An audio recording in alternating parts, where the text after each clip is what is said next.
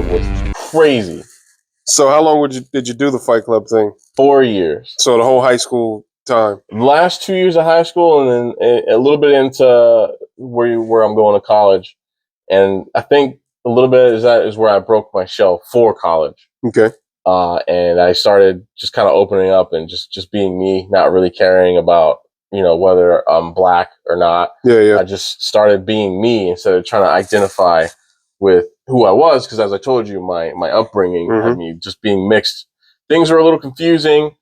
And so I just started being me. Yeah. And then I moved on to, I was about 22. I started working at one of the courthouses in Florida. Okay. And I started applying myself way too much to a point where I was working so hard.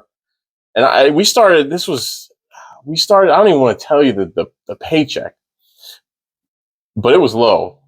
It was me. I'm going to be honest. I'm going to give you random numbers. Okay. That way YouTube doesn't just start pulling up everybody's salary. I'm going to say we were working for $11 an hour. I was working to a point where I was going to the edge of my stamina every day. And the way that I would see it is kind of like you do when working out or martial arts or anything like that. You just keep grinding. Yeah. Keep grinding until you're about to pass out, and then you know your limit, and then you stop. And then every time, the next day, you can go a little bit further. You can go a little bit further, and you can go a little bit further. So my limit just kept extending to a point where I was doing so much work that everybody else wasn't doing anything. So my supervisors were telling me, they're like, "Hey, man, chill out." I was like, "No, I'm working." At first, my real mantra was, "Let me work so that they don't have to work so hard." But they were really trying to tell me hey, these other guys are getting real lazy. So they were like, seriously, we need you to chill out, because we were on camera at all times in this courthouse. And so everybody else started just standing around. And so it was creating an imbalance of workload, and everyone was getting paid the same amount.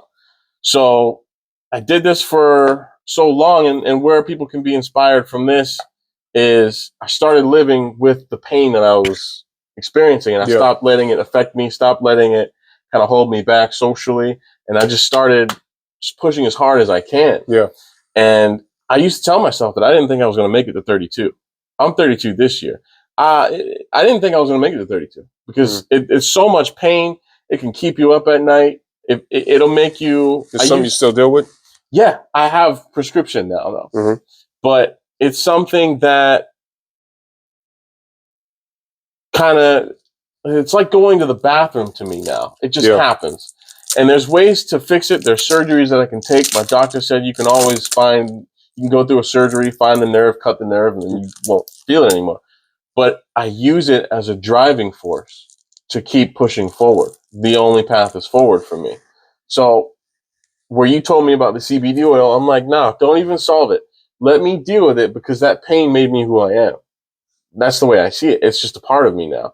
And so maybe some people that are dealing with some kind of mental illness, or not mental illness, but some kind of mental disability or something like that, can maybe use it as their driving point forward. And so with work, I would do those things to kind of prove to myself that I was alive. And that might be hard to explain, but do you get what being in the military? Do you get pushing to prove you're alive? Yeah, definitely. You gotta test your limits and test your limits. Kind of see where you have a ceiling. Yeah, and so I was doing that, and I just kept pushing it. I kept pushing it, and then I remember it was really hard because anytime I was struggling, my dad would be like, "Man up." Yeah, and I was like, "You don't understand. This is not something that you can just man up from. It's a different kind of pain. It's not like getting punched in the face. It's a totally different kind of pain." But he was right. By increasing that limit, what I couldn't deal with back then, I'm like, give it to me today. When that pain is not around, it's weird.